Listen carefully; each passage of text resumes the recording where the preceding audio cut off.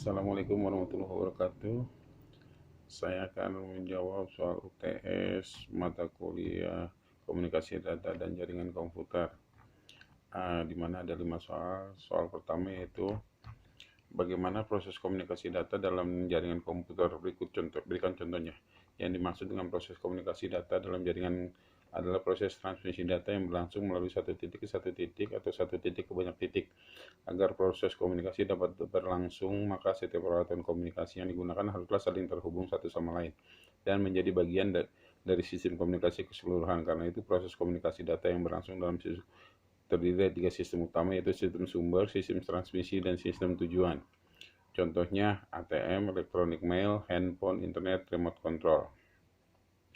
Lalu soal nomor 2, jelaskan perbedaan antara point to point dengan point to multi-point. Point to point adalah sebuah metode koneksi perangkat yang menghubungkan satu perangkat dengan persis satu perangkat lain. Point to point kelebihannya mudah menghubungkan antar komputer, jaringan lebih stabil, membutuhkan kabel yang pendek, bandwidth yang dialirkan melalui media wireless akan sepenuhnya diterima oleh satu stasiun saja. Lalu maintenance akan lebih mudah. Kekurangannya seluruh jaringan akan mati bila kabel utama terputus, biaya instalasi relatif lebih mahal, sulit mencari dan memperbaiki kerusakan apabila terjadi kerusakan pada jaringan. Sedangkan point to multi-point adalah sebuah metode koneksi perangkat yang menghubungkan satu perangkat dengan setidaknya 2 perangkat lain pada waktu yang bersamaan.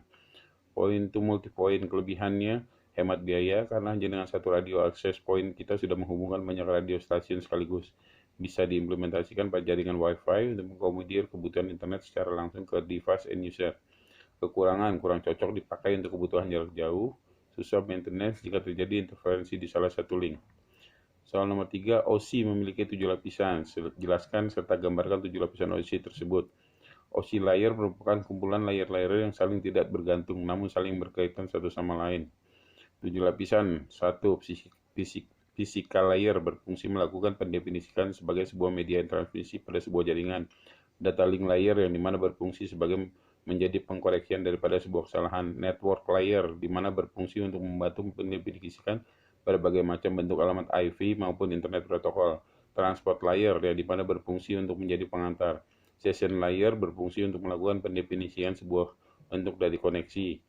Presentation layer dimana berfungsi untuk melakukan penghubung data yang dimana akan dilakukan pentransmisian yang berasal dari sebuah aplikasi. Application layer dimana berfungsi untuk melakukan pelepasan data ke dalam sebuah bentuk dan jaringan. Nomor 4, jelaskan perbedaan antara bandwidth dengan spektrum. Perbedaan antara bandwidth dan spektrum adalah bahwa bandwidth adalah tingkat maksimum transport data dalam periode waktu tertentu, sedangkan spektrum adalah kumpulan gelombang dengan frekuensi tertentu yang diatur secara berurutan. Nomor 5, sebutkan dan jelaskan secara lengkap protokol-protokol yang digunakan pada WAN. Protokol WAN adalah aturan atau tata cara yang digunakan dalam melaksanakan pertukaran data atau mengatur komunikasi data dalam sebuah jaringan WAN. Protokol yang digunakan pada WAN adalah 1. Circuit switching. Circuit switching adalah koneksi jaringan yang menghubungkan node dan terminal. Packet switching. Packet switching adalah sebuah koneksi jaringan yang dapat menghubungkan node dengan terminal sehingga terdapat banyak node di dalamnya. PPP, Licit Line. Point-to-point teknologi sering disebut khusus atau Licit Line, yang biasanya bentuk yang paling mahal dari teknologi WAN. HDLC, Licit Line. HDLC singkatan dari High Level Data Link Control, seperti 2 protokol lainnya yang disebutkan dalam postingan kali ini. HDLC adalah protokol layer 2. Kiranya itu aja jawaban saya. Bila itu taufiq wal hidayah. Wassalamualaikum warahmatullahi wabarakatuh.